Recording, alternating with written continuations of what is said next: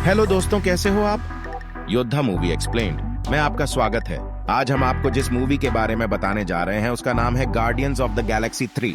तो चलिए शुरू करते हैं। गार्डियंस ऑफ द गैलेक्सी की ये तीसरी फिल्म अपने पिछले दोनों पार्ट की ही तरह बिल्कुल फ्रेश और एंटरटेनिंग है।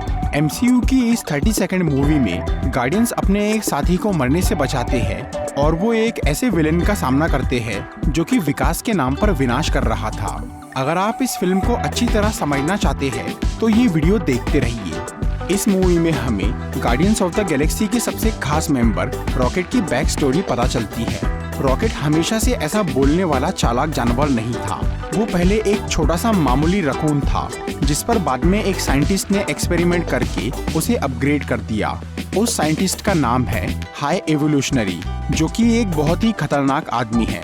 वो सैकड़ों सालों से एलियन और जानवरों पर इलीगल एक्सपेरिमेंट्स कर रहा है और उसने ब्रह्मांड की कई एलियन प्रजातियों को खुद बनाया है। लेकिन हाई एवोल्यूशनरी का असली मकसद था एक ऐसी नस्ल बनाना जिसमें कोई भी कमी ना हो, और वो उस प्रजाति को अपने बनाए हुए एक प्लेनेट काउंटर अर्थ पर बसाना चाहता था।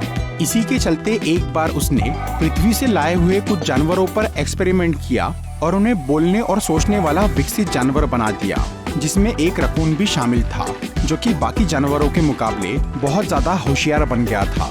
यहाँ तक कि वो हाई एवोल्यूशनरी से भी ज्यादा तेज सोचने लगा था। बाद में उस रकून ने अपना नाम रखा रॉकेट, और वो अपने बाकी जानवर दोस्तों के साथ इस उम्मीद में जी रहा था कि वो सब एक दिन काउंटर अर्थ पे जाकर नई जिंदगी शुरू करेंगे।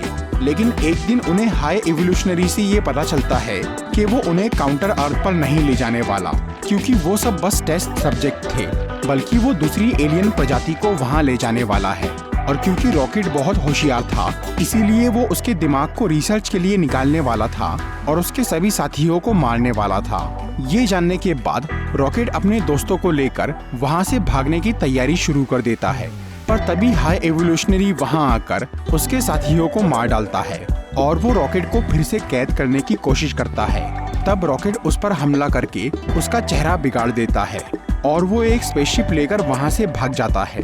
उस दिन के बाद से हाई एवोल्यूशनरी अपने चेहरे पर एक नकाब पहनना शुरू कर देता है और वो रॉकेट को ढूंढने की बहुत कोशिश करता है, क्योंकि वो उसके दिमाग की स्टडी करके एक परफेक्ट एलियन प्रजाति बनाना चाहता था। लेकिन रॉकेट उसे नहीं मिलता, इसीलिए वो उसे मरा हुआ मानकर भूल जाता है। दूसरी तरफ रॉकेट ग्रूट नाम के एक पेड़ से मिलता है और वो दोनों दोस्त बन जाते हैं। इसके बाद वो दोनों guardians of the Galaxy team के मेंबर बन जाते हैं। फिर कुछ टाइम बाद गार्डियंस की सॉवेरेन नाम की एक एलियन प्रजाति से दुश्मनी हो जाती है। इसीलिए सॉवेरेन की रानी आयशा गार्डियंस को मारने के लिए एक स्पेशल बर्थ चेम्बर में अपना बच्चा बनाना शुरू करती है, जो कि एडम वॉरलॉक नाम का एक शक्तिशाली योद्धा बनने वाला था। पर यहाँ सबसे खास बात ये थी कि पूरी सॉवेरेन प्रजाति को हाई एवोल्यूशनरी ने ही बनाया था, और उसे कुछ साल बाद ये पता चल जाता है कि आयशा गार्डियंस को मारने के लिए एडम को जन्म दे रही है। और गार्डियंस के बारे में सुनते ही हाई एवोल्यूशनरी को ये मालूम पड़ता है कि रॉकेट रकून अभी भी जिंदा है। तब हाई एवोल्यूशनरी एडम वॉरलॉक को वक्त से पहले ही उसके बर्थ चेम्बर से बाहर निकाल लेता है, ताकि वो रॉकेट को पकड़कर उसके पास ला सके। और वो आयशा को ये धमकी देता है कि अगर उन्होंने रॉकेट को नहीं पकड़ा तो वो सॉवेरेन के पूरे प्लेनेट को तबाह कर देगा। इसके बाद एडम रॉकेट की तलाश में निकल जाता है। उधर गार्डियंस और उनके सभी दोस्त नोवेयर प्लेनेट पर शिफ्ट हो गए थे और उन्होंने वहीं पर अपना हेडक्वार्टर बना लिया था। तभी अचानक एक दिन एडम वॉरलॉक वहां पहुंच जाता है और वो रॉकेट को पकड़ने की कोशिश करता है। तब पीटर क्विल, ड्रैक्स, नेबुला और ग्रूट उससे लड़ना शुरू करते हैं, लेकिन वो उन सब पे भारी पड़ता है और फिर वो रॉकेट पर हमला करके उसे बुरी तरह घायल कर देता है। पर आखिर में नेबुला एडम पे वार करके उसे हरा देती है। इसके बावजूद भी वो बच के वहाँ से भाग जाता है, लेकिन इधर अब रॉकेट की जान खतरे में आ गई थी। और जब उसके साथी उसका इलाज करने लगते हैं तो उन्हें ये पता चलता है कि रॉकेट की बॉडी में एक किल स्विच लगा हुआ है जो कि उसकी बॉडी से छेड़छाड़ करने पर उसी की जान ले सकता था। वो किल स्विच असल में हाई एवोल्यूशनरी ने ही उसकी बॉडी में लगाया था ताकि उसके अलावा कोई भी रॉकेट की बॉडी को खोल ना सके। उस किल स्विच को ऑफ किए बिना गार्डियंस उसका इलाज नहीं कर सकते थे, पर उन्हें ये पता चल गया था कि रॉकेट को ऑर्गो कॉर्प नाम की एक कंपनी ने बनाया है जो कि हाई एवोल्यूशनरी की ही कंपनी थी। इसलिए गार्डियंस ऑर्गो कॉर्प में जाने का फैसला करते हैं ताकि वहाँ से वो रॉकेट की फाइल निकाल के उसके किल स्विच को ऑफ कर सके। दूसरी तरफ हाई एवोल्यूशनरी ये अंदाजा लगा लेता है कि गार्डियंस अब रॉकेट को बचाने के लिए ऑर्गो कॉर्प में जाएंगे, इसलिए वो पहले ही अपनी कंपनी वालों को उनके आने की खबर कर देता है ताकि वो उन्हें गिरफ्तार कर ले और फिर वो उनसे रॉकेट को छीन सके। उधर गार्डियंस ऑर्गो कॉर्प में जाने की तैयारी चालू करते हैं और इस काम के लिए नेबुला गमोरा से मदद मांगती है, पर ये वो गमोरा नहीं थी जो कि पहले गार्डियंस की टीम में थी और स्टार लॉर्ड से प्यार करती थी, बल्कि ये वो वाली गमोरा थी जो कि एवेंजर्स एंड गेम में सन 2014 से 2023 में आ गई थी और वो थैनोस के खिलाफ हो गई थी। फिर थैनोस के मरने के बाद वो रेवेंजर्स की टीम में शामिल हो गई थी। ये गमोरा गार्डियंस के किसी भी मेंबर को नहीं जानती थी सिवाय नेबुला के, इसीलिए नेबुला उसे पैसे देकर अपनी मदद के लिए बुलाती है। और क्योंकि अब ये गमोरा रेवेंजर्स के साथ रह रही थी, इसीलिए वो डकैती करने में माहिर हो गई थी और वो उनका ऑर्गो कॉर्प का मिशन आसानी से पूरा करवा सकती थी। फिर गमोरा की मदद से पीटर क्विल और उसके साथी ऑर्गो कॉर्प के अंदर घुस जाते हैं। वहाँ उस कंपनी के सोल्जर्स उन्हें पकड़ने की कोशिश करते हैं, लेकिन फिर भी वो किसी तरह वहाँ से रॉकेट की फाइल निकालने में कामयाब हो जाते हैं। पर जब वो उस फाइल को चेक करते हैं तो उसमें उन्हें वो किल स्विच ऑफ करने का कोड नहीं मिलता, क्योंकि हाई एवोल्यूशनरी ने उस कोड को अपने असिस्टेंट थील की मदद से उस फाइल में से हटवा लिया था ताकि गार्डियंस उस कोड की तलाश में उसके पास पहुंच जाए। उधर गार्डियंस को ये पता चल जाता है कि वो कोड थील के पास है, इसीलिए वो उस कोड को हासिल करने के लिए हाई एवोल्यूशनरी के स्पेसशिप पर जाने का फैसला करते हैं जो कि काउंटर अर्थ पर था। हालांकि गमोरा ये समझ गई थी कि ये एक जाल है और वो वापस रेवेंजर्स के पास जाना चाह रही थी, लेकिन बाकी सब लोग फिर भी काउंटर अर्थ पर जाने से नहीं रुकते और क्योंकि रॉकेट के पास काफी कम टाइम था, इसीलिए वो गमोरा को वापस छोड़े बिना ही आगे बढ़ जाते हैं। दूसरी तरफ आयशा और एडम इस डर में थे कि अगर उन्होंने हाई एवोल्यूशनरी से पहले रॉकेट को नहीं ढूंढा तो वो उनकी पूरी नस्लों को मिटा देगा, इसीलिए वो गार्डियंस को ट्रैक करके उनके पीछे काउंटर अर्थ पर चले जाते हैं। उधर गार्डियंस उस प्लेनेट पर पहुंचकर वहां रहने वाले एलियंस की मदद से हाई एवोल्यूशनरी का स्पेसशिप ढूंढ लेते हैं। फिर स्टार लॉर्ड और ग्रूट उस स्पेसशिप के अंदर जाते हैं और ड्रैक्स, मैंटिस और नेबुला बाहर रुकते हैं और गमोरा अकेली गार्डियंस की स्पेसशिप पर रॉकेट के पास रहती है, जहां एडम वॉरलॉक और हाई एवोल्यूशनरी का एक सोल्जर रॉकेट को लेने आ जाते हैं, लेकिन उन दोनों में झगड़ा हो जाता है क्योंकि एडम को अपने लोगों को बचाने के लिए खुद रॉकेट को पकड़ना था। दूसरी तरफ हाई एवोल्यूशनरी पीटर और ग्रूट से बात करता है कि वो एक परफेक्ट दुनिया बनाने का काम कर रहा है। तब पीटर उसे बोलता है कि उसका ये प्लेनेट और यहाँ के लोगों में बहुत सारी कमियां हैं। तो ये बात सुनकर हाई एवोल्यूशनरी उस पूरे प्लेनेट को ही तबाह करना शुरू कर देता है ताकि वो उससे बेहतर दुनिया बना सके, और फिर वो अपना स्पेसशिप लेकर वहाँ से निकलने लगता है। तब पीटर और ग्रूट थील को लेकर उस स्पेसशिप से नीचे कूद जाते हैं। इसके बाद वो थील के सर से उसका कंप्यूटर निकाल लेते हैं जिसके अंदर वो किल स्विच ऑफ करने का कोड था।